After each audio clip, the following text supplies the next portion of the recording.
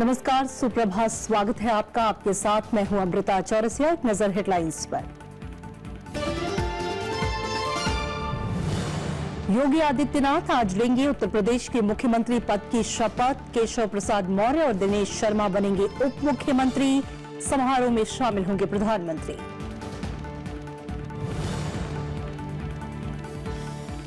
Drugs से निपटने के लिए पंजाब सरकार का एसटीएफ गठन का ऐलान। पहली कैबिनेट बैठक में मुहर।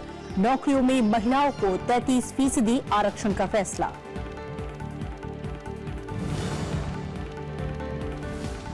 जाट प्रदर्शनकारियों के संसद घेरने की चेतावनी के मद्देनजर दिल्ली में धारा 144 लागू। आज रात 8 बजे से 12 मेट्रो स्टेशन बंद। सीबीएसई ने परीक्षा देने वाले छात्रों को जारी की एडवाइजरी।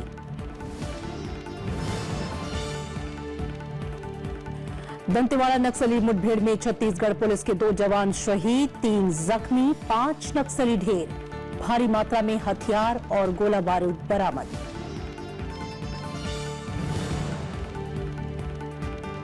और रांची टेस्ट में आज 6 विकेट पर 360 रन से आगे खेलेगा भारत। तीसरे दिन चेतेश्वर पुजारा का शानदार शतक। ऑस्ट्रेलिया से 91 रन पीछे भारत।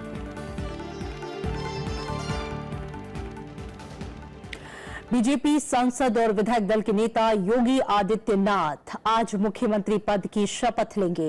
विधायक दल का नेता चुने जाने के बाद कल उन्होंने उत्तर प्रदेश के राज्यपाल राम नाईक से मुलाकात कर सरकार बनाने का दावा पेश कर दिया। योगी आदित्यनाथ ने कहा है कि वो राज्य के सर्वांगीण विकास के लिए काम करेंगे। केशव प्रसाद मौर्य और दिनेश शर्मा भी आज उप मुख्यमंत्री पद की शपथ लेंगे। गोरखपुर से सांसद और बीजेपी विधायक दल के नेता योगी आदित्यनाथ आज उत्तर प्रदेश के मुख्यमंत्री पद की शपथ लेंगे। लखनऊ के कांशीराम स्मृति उपवन में शपथ ग्रहण समारोह का आयोजन किया गया है। राज्यपाल राम नाईक राज्य के 21वें मुख्यमंत्री के तौर पर योगी आदित्यनाथ को पद और गोपनीयता की शपथ दिलाएंगे। इस मौके पर प्रधानमंत्री नरेंद्र मोदी और पार्टी अध्यक्ष अमित शाह से लेकर बीजेपी के तमाम वरिष्ठ नेता मौजूद रहेंगे। शनिवार को योगी आदित्यनाथ ने राज्यपाल से मुलाकात कर प्रदेश में बीजेपी की सरकार बनाने का दावा पेश किया।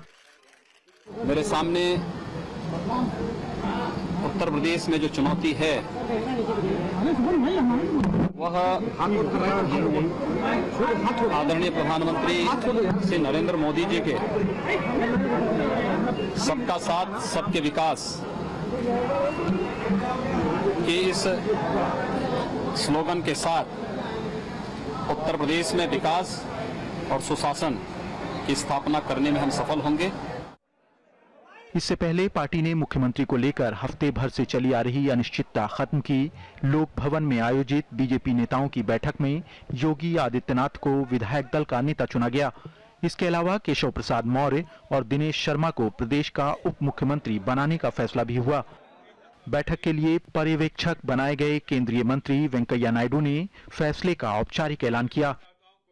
जब लोगों ने सुना योगी जी का नाम का प्रस्तावना, सभी खड़े होके एक मत से सब ने कहा हम सब ये प्रस्तावना को समर्थन कर रहे हैं।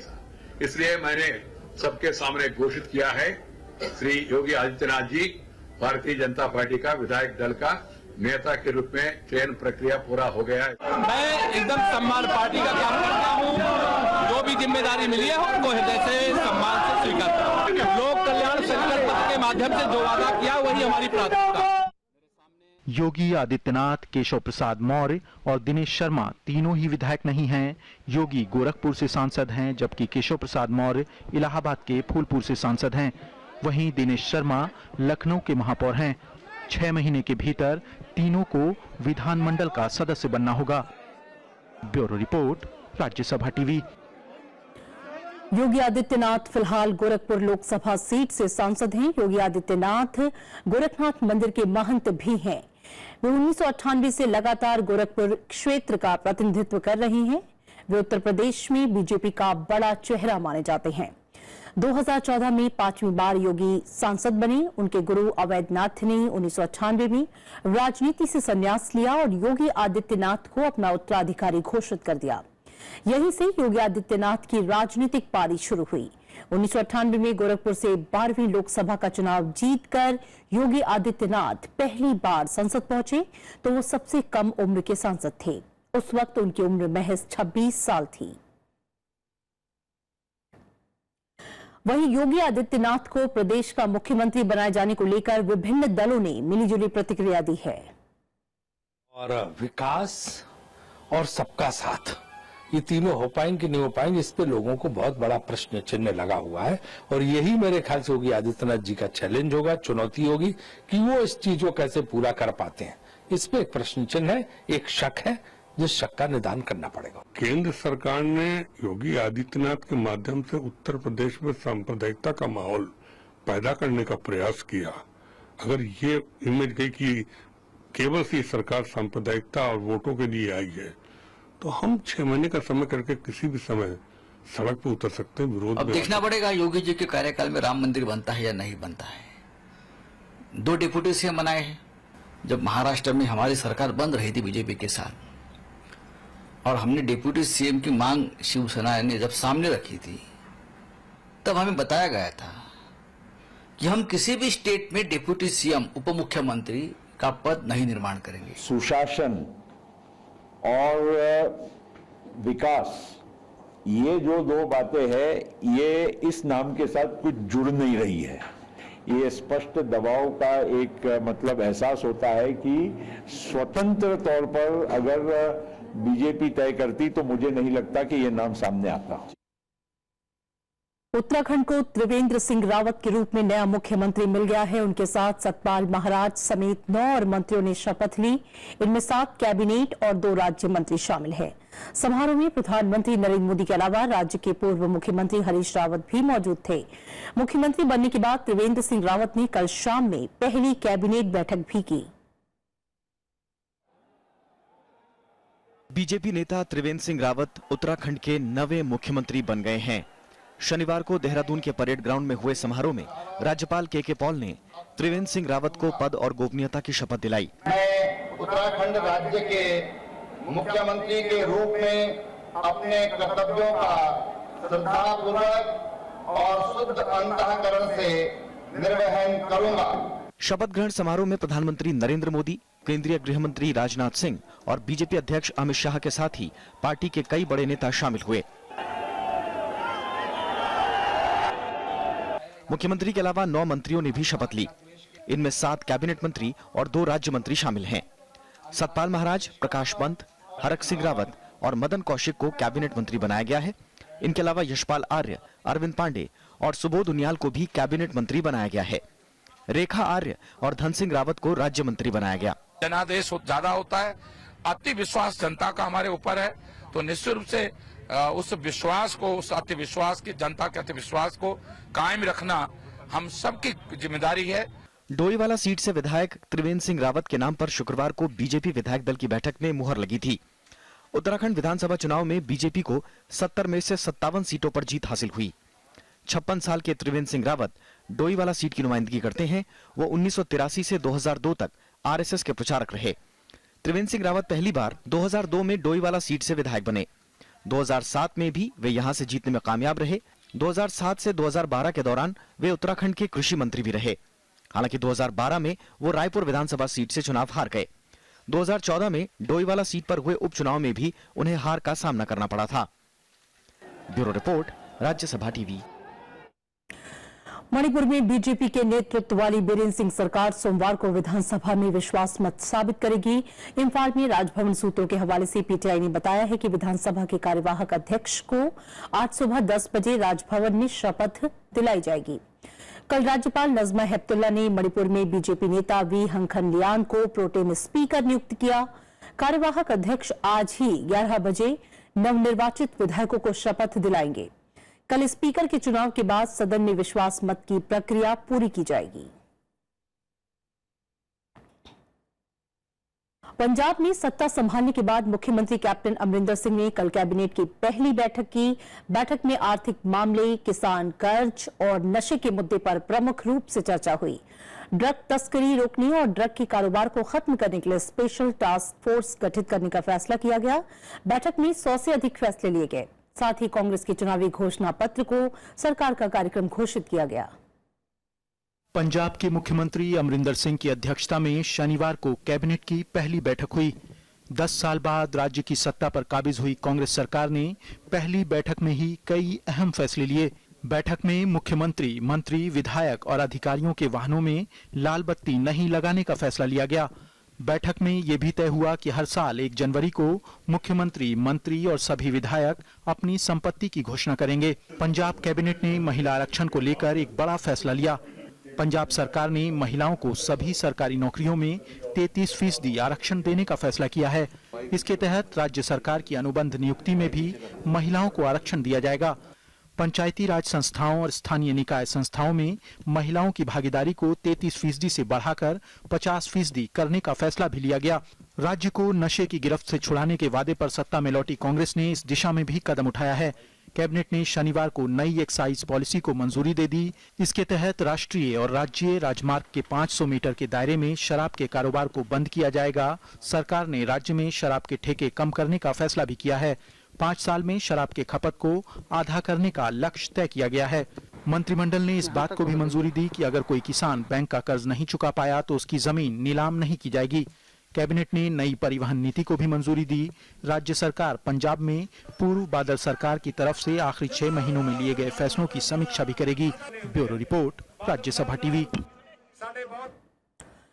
बीजेपी ने आम आदमी पार्टी सरकार की योजनाओं से आम आदमी शब्द ढकने की मांग की है। पार्टी सोमवार को दिल्ली राज्य चुनाव आयोग से मिलकर ये मांग रखेगी। बीजेपी को लगता है कि एमसीडी चुनाव में आम आदमी पार्टी को इससे फायदा मिल सकता है। दिल्ली सरकार की तमाम योजनाओं के आगे लगा आम आदमी शब्द एमसीडी चुनाव में बड़ा मुद्दा बन गया है। बीजेपी ने इसे आम आदमी पार्टी का प्रचार बताते हुए इसे ढकने की मांग की है। पार्टी का आरोप है कि ये वोटरों को लुभाने की कोशिश है। आम आदमी पार्टी ने अपनी पार्टी का प्रचार करने के लिए सरकारी योजनाओं का नाम अपनी पार्टी के नाम पर रखा हुआ है और उन्होंने जगह जगह आम आदमी मोहल्ला क्लिनिक के नाम पे सड़कों पर भी अपने नेता की तस्वीर लगा के प्रचार कर रहे हैं, जो पूरी तरह से आचार संहिता का उल्लंघन है। दिल्ली सरकार की कई योजनाओं में आम आदमी शब्द है। इनमें आम आदमी मोहल्ला क्लिनिक, आम आदमी बाईपास एक्सप्रेस बस सर्विस, आम आदमी पॉलीक्लिनिक और आम आदमी कैंटीन जैसी योजनाएं शामिल हैं। आम आदमी पार्टी इसे मुद्दों की कमी से जोड़ रही है। निश्चित रूप से ये इस बात को साबित करता है कि पिछले 20 साल में भाजपा और कांग्रेस ने मिलकर जो दिल्ली को कचरे का डब्बा बनाया है और एमसीडी को भ्रष्टाचार का अड्डा बनाया है, इससे मुंह छुपाने के लिए उन्हें कोई मुद्दा नहीं मिल रहा। उत्तर प्रदेश विधानसभा चुनाव में चुनाव आयोग ने समाजवादी एम्बुलेंस सेवा से समाजवादी शब्द ढकने के आदेश दिए थे। एमसीडी चुनाव 22 अप्रैल को होने हैं। 1 दशक से एमसीडी पर बीजेपी का कब्जा है। आगामी नगर निगम चुनाव में बीजेपी को अब आम आदमी शब्द से एतराज होने लगा है। उनका आरोप है कि पार्टी सरकार की आड़ में जनता को बरगलाने का काम कर सकती है। ऐसे में वो चुनाव आयोग का दरवाजा खटखटाने की तैयारी में है। कैमरामैन अश्वनी के साथ अनु दीवान, राज्यसभा टीवी, दिल्ली। मुख्य न्यायाधीश JS खेहर ने कहा है कि देश में सबके लिए न्याय अब भी एक सपना है। उन्होंने ये बात दिल्ली में राज्य विधिक सेवा प्राधिकरण के सम्मेलन में कही। जस्टिस खेहर ने कहा कि लंबित मामलों को तेजी से निपटाना सबसे बड़ी जरूरत है। साथ ही कमजोर लोगों को कानूनी सहायता और सेवाओं से वंचित नहीं किया जाना चाहिए। मुख्य न्यायाधीश ने कहा कि मुकदमों की सुनवाई में तेजी आना चाहिए ताकि मुकदमे जल्द निपटाए जा सके। उन्होंने कहा कि अदालतों में जरूरत पड़ने पर आरोपियों को भी कानूनी सहायता मिलनी चाहिए। I also take this opportunity to emphasize the need of embracing technology in our operations and management. This will enable us to enhance outreach to the needy and improve our skills in handling complex legal situations timely and effectively. Maruti के 13 पूर्व कर्मचारियों को आजीवन कारावास की सजा सुनाई गई है। गुड़गांव की अतिरिक्त जिला अदालत ने कंपनी के मानेसर प्लांट में साल 2012 में हुई हिंसा के मामले में ये फैसला सुनाया है। इसमें एक वरिष्ठ अधिकारी की मौत हुई थी, वहीं 4 पूर्व कर्मचारियों को 5 साल की सजा हुई है। 14 आरोपियों को 2500 रुपए जुर्माना लगाकर रिहा किया गया है। पुलिस ने 148 कर्मचारियों को गिरफ्तार किया था। 10 मार्च को इनमें से 117 को रिहा किया गया, जबकि 31 को दोषी पाया गया था।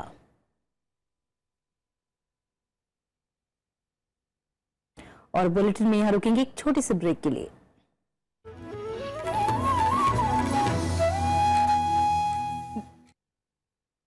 से गेमिंग चैंपियन नानी, lot more style and new features and new colour. Elections ने हर तरफ मुझे मालूम नहीं था कि ऐसी कोई चीज एग्जिस्ट करती है कि वॉइस ओवर या इससे कोई आजीविका चल सकती है, तब मुझे कोई अंदाजा नहीं। एज इज नो कंसिडरेशन, यही तो है नई जनरेशन, क्योंकि पैशन ही प्रोफेशन है। जब स्क्रिप्ट हमारे सामने आती है तो स्क्रिप्ट अपना होमवर्क दिखा देती है, फिर हम उसमें अपना होमवर्क करते हैं कि हम क्या कर सकते हैं। सर हमसे लोग कहते हैं आप तो बड़े क्रिएटिव फील्ड में, मैं उनसे कहता हूं कि नहीं, मैं क्रिएटिव से ज्यादा क्राफ्ट के फील्ड में हूं।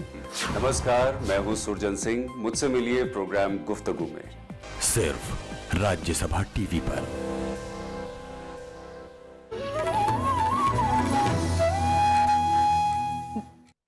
ब्रेक के बाद स्वागत है आपका। केंद्र सरकार ने जाट आंदोलनकारियों के चेतावनी के चलते दिल्ली पुलिस और पड़ोसी राज्यों की एडवाइजरी जारी की है। इसके मद्देनजर दिल्ली मेट्रो और सीबीएसई ने भी दिशा निर्देश जारी किए हैं। अखिल भारतीय जाट आरक्षण संघर्ष समिति के सोमवार को संसद घेराव की चेतावनी दी है। आंदोलनकारियों की आज हरियाणा के मुख्यमंत्री और केंद्रीय मंत्रियों से वार्ता भी होनी है। जाट आंदोलन की चेतावनी के मद्देनजर राजधानी दिल्ली में सुरक्षा के कड़े बंदोबस्त किए गए हैं। गृह मंत्रालय ने दिल्ली पुलिस के साथ हरियाणा, उत्तर प्रदेश और राजस्थान की सरकारों को धारा 144 लागू करने के लिए कहा है। जाटों को दिल्ली में घुसने से रोकने के लिए दिल्ली पहुंचने से पहले ही गिरफ्तार करने या हिरासत में लिए जाने के निर्देश दिए गए हैं। केंद्र सरकार की ओर से जारी एडवाइजरी में कहा गया है कि प्रदर्शनकारियों को ले जाने वाली बसों को राजमार्गों पर चलने की मंजूरी नहीं दी जाए। ट्रैक्टर ट्रॉली की आवाजाही पर भी रोक लगाई गई है। चेतावनी के मद्देनजर दिल्ली मेट्रो ने एनसीआर सेवाओं पर रोक लगाने का फैसला किया है। आज रात से दिल्ली के बाहर मेट्रो की सेवाएं अगली सूचना तक बंद रहेंगी। रात 8 बजे से राजीव चौक, पटेल चौक, केंद्रीय सचिवालय, उद्योग भवन, लोक कल्याण मार्ग, जनपथ, मंडी हाउस, 12 खंभा रोड, आरके आश्रम मार्ग, प्रगति मैदान, खान मार्केट और शिवाजी स्टेडियम पर मेट्रो सुविधा उपलब्ध नहीं होगी। हालांकि इंटरचेंजिंग की सुविधा सभी इंटरचेंजिंग सुविधा वाले स्टेशनों पर जारी रहेगी। दूसरी तरफ सीबीएसई ने भी छात्रों के लिए एडवाइजरी जारी की है। सोमवार को 10वीं और 12वीं की परीक्षा को देखते हुए छात्रों को परीक्षा केंद्रों पर समय से पहले पहुंचने की सलाह दी गई है। इससे पहले शनिवार को हरियाणा के कई जिलों में भी हाई अलर्ट जारी कर दिया गया। जाट बहुल जिलों में कल से ही धारा 144 लागू कर दी गई है और इंटरनेट सेवाएं बंद कर दी गई हैं। पीटीआई के मुताबिक रोहतक, झज्जर, भिवानी, चरखी दादरी और हिसार जिले में ये फैसला लागू किया गया है। दिल्ली की ओर बढ़ रहे प्रदर्शनकारियों पर पैनी नजर रखी जा रही है। दरअसल जाट आंदोलनकारियों ने अपनी मांगों को लेकर सोमवार को संसद का घेराव करने और विरोध प्रदर्शन की चेतावनी दी है, जिसके चलते राजधानी में यातायात व्यवस्था बुरी तरह से प्रभावित होने की आशंका है। जाट समुदाय पिछले कई दिनों से नौकरियों और शिक्षण संस्थानों में आरक्षण की मांग कर रहा है, जिसे लेकर जाट नेताओं और सरकार के बीच कई दौर की बातचीत भी हो चुकी है, लेकिन अभी तक कोई नतीजा नहीं निकल पाया है। Bureau report, Rajya Sabha TV. Chhattisgarh के नक्सल पीड़ित दंतेवाड़ा में सुरक्षा बलों ने 5 नक्सलियों को मार गिराया है। मारे गए नक्सलियों के पास से भारी मात्रा में गोला बारूद और हथियार बरामद किए गए। मुठभेड़ में 2 जवान भी शहीद हुए। जिले के बॉर्डम इलाके में कल तड़के सीआरपीएफ और राज्य पुलिस का संयुक्त दस्ता नक्सल विरोधी अभियान पर निकला, जिसके बाद मुठभेड़ शुरू हुई। मुठभेड़ दंतेवाड़ा के अंदरूनी जंगलों में हुई। अतिरिक्त सैन्य बल घटनास्थल के लिए रवाना किया गया है। सीआरपीएफ की 111 बटालियन अभियान की अगुवाई कर रही है। सुरक्षा बलों का तलाशी अभियान जारी है।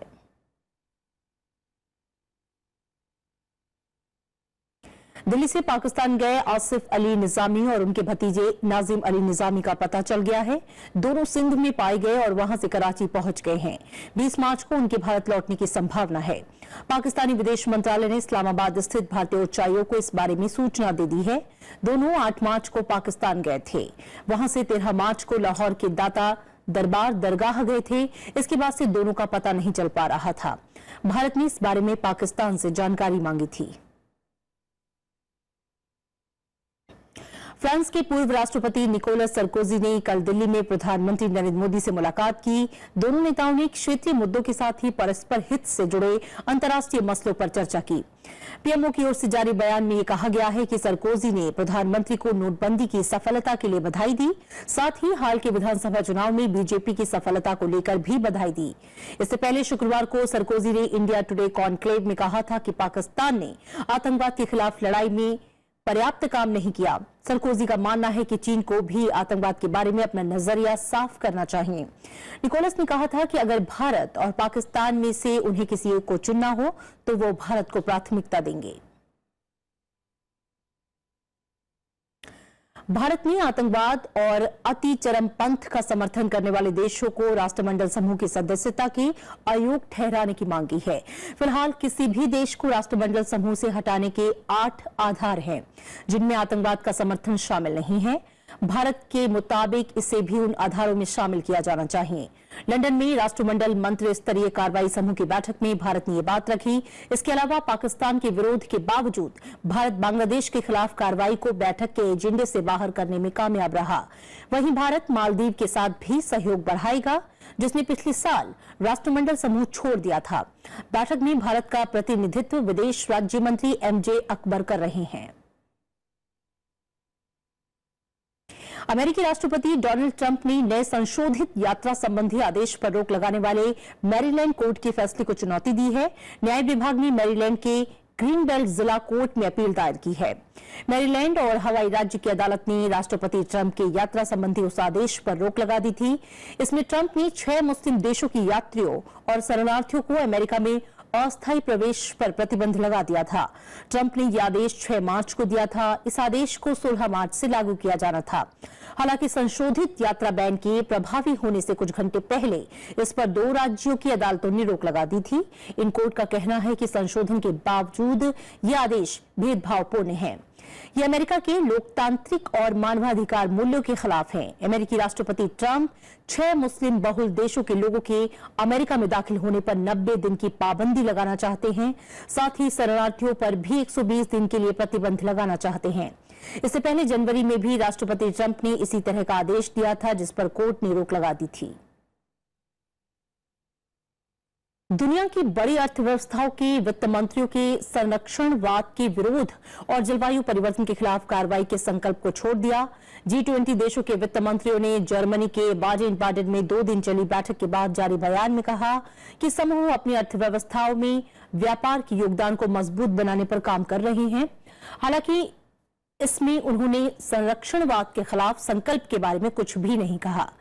G20 देशों ने यह कदम वाशिंगटन के इस तरह की प्रतिबद्धता पर हस्ताक्षर करने के इनकार करने के बाद उठाया। यह स्थिति ऐसे समय में बनी है जब अमेरिका के राष्ट्रपति डोनाल्ड ट्रंप ने अमेरिका फर्स्ट नीति को आगे बढ़ाया है। उनकी इस नीति में विदेशों में विनिर्माण करने वाली अमेरिकी कंपनियों के उत्पादों पर भारी कर लगाना भी शामिल है। इराकी सैनिक मोसुल के पुराने शहर में पहुंच गए हैं। इराकी सैनिकों ने आतंकी संगठन आईएस की पकड़ वाले इस इलाके पर कब्जे के लिए तेजी से अभियान चलाने जा रही है। हालांकि खराब मौसम की वजह से इसमें इराकी सैनिकों को परेशानियां आ रही हैं। मोसुल के पश्चिमी क्षेत्र को फिर अपने कब्जे में लेने के लिए 19 फरवरी को इराक ने सैन्य कार्रवाई शुरू की थी। ये क्षेत्र आईएस गुट का आखिरी प्रमुख शहरी ठिकाना है। इराकी सेनाओं का कहना है कि खराब मौसम के कारण हवाई मदद मिलने में बाधा के बावजूद उन्होंने आसपास के कई इलाके अपने कब्जे में कर लिए हैं। दक्षिण अमेरिकी देश पेरू में मूसलाधार बारिश से हालात बदतर हैं। यहां पर अब तक 67 लोगों की मौत हो चुकी है, जबकि हजारों लोग बेघर हुए हैं। अल नीनो की वजह से ये स्थितियां बनी हैं। पेरू के कारपोंगो शहर में रस्सी के सहारे नदी पार करते ये लोग पिछले 2 दशक में सबसे भयंकर बारिश के बाद यहाँ हालात बेहद खराब हैं। घर और सड़कें कीचड़ से भरी हुई हैं। बारिश से 1 लाख से ज्यादा घर बर्बाद हो गए हैं। 115 से ज्यादा पुल तबाह हो गए।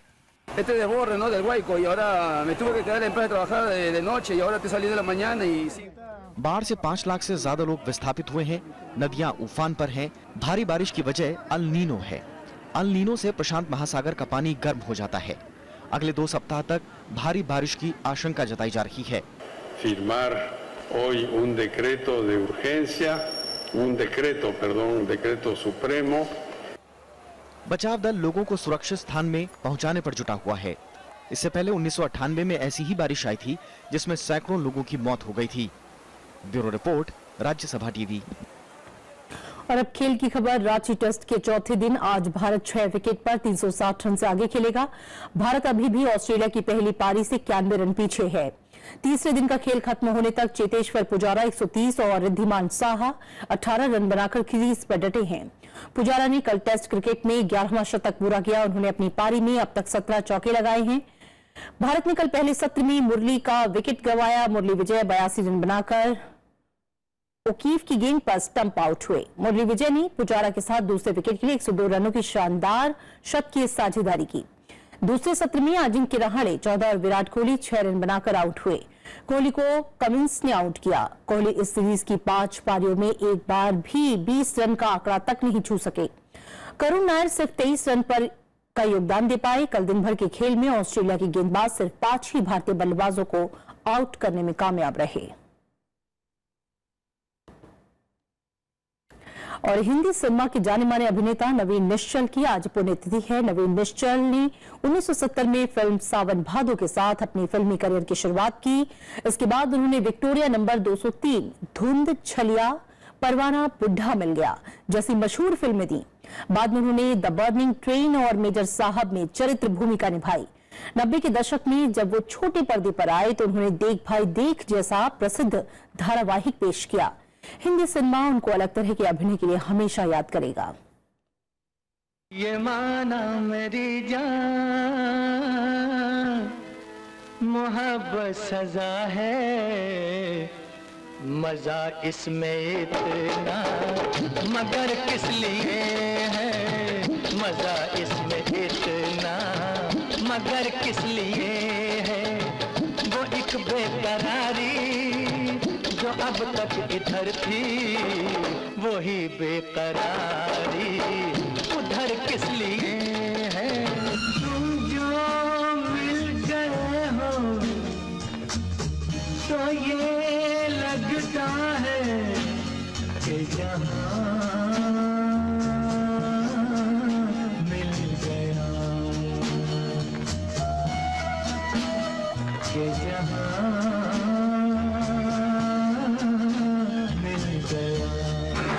रात कली एक ख्वाब में आई और गले का हार हुई। सुबह को जब हम नींद से जागे आँख तुम्हीं से चार हुई। बादल झूम के चल, ज़मीं को झूम के चल, मौसम महका महका है, दिल बहका बहका जाए ऐ बादल। और चलते चलते एक नजर हेडलाइंस पर। योगी आदित्यनाथ आज लेंगे उत्तर प्रदेश के मुख्यमंत्री पद की शपथ। केशव प्रसाद मौर्य और दिनेश शर्मा बनेंगे उप मुख्यमंत्री। समारोह में शामिल होंगे प्रधानमंत्री। ड्रग्स से निपटने के लिए पंजाब सरकार का एसटीएफ गठन का ऐलान। पहली कैबिनेट बैठक में मुहर। नौकरियों में महिलाओं को 33% आरक्षण का फैसला।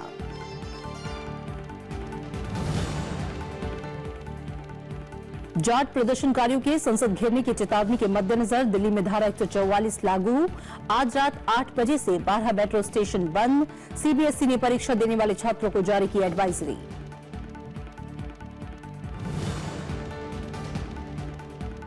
दंतेवाड़ा नक्सली मुठभेड़ में छत्तीसगढ़ पुलिस के 2 जवान शहीद, 3 जख्मी, 5 नक्सली ढेर।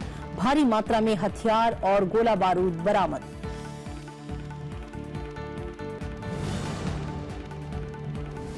रांची टेस्ट में आज 6 विकेट पर 360 रन से आगे खेलेगा भारत। तीसरे दिन चेतेश्वर पुजारा का शानदार शतक। ऑस्ट्रेलिया से 91 रन पीछे भारत।